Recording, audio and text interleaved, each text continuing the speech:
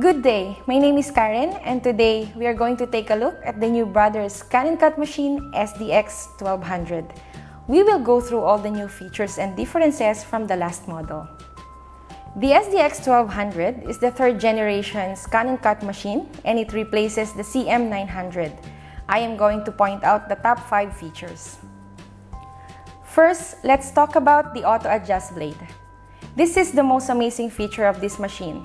On CM900, you have to manually adjust the setting of the blade, while in SDX 1200, it automatically detects the thickness of the material. This is a world's first feature. Next is the cutting depth. The SDX 1200 can cut up to 3 mm thickness compared to CM900, which could only cut up to 1.5 mm.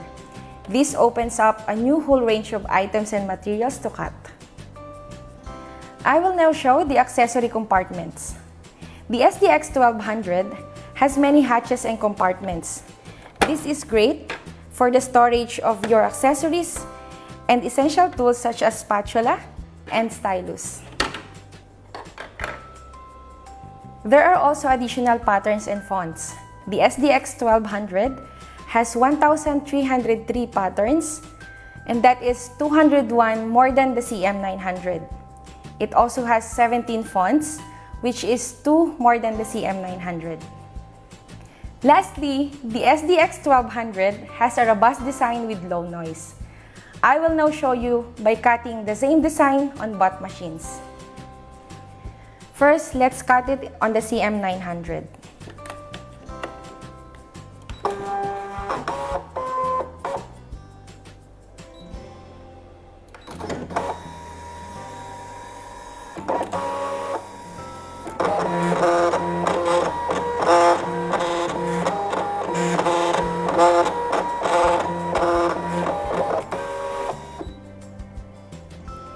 Now, let's cut it on the SDX 1200.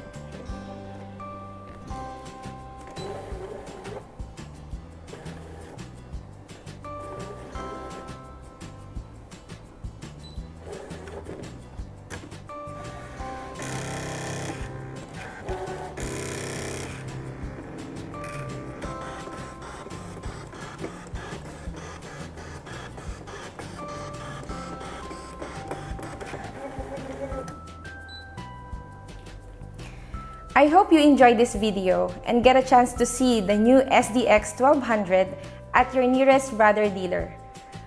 If you need further information, please contact us and we will help you with anything you need. Take care and stay safe.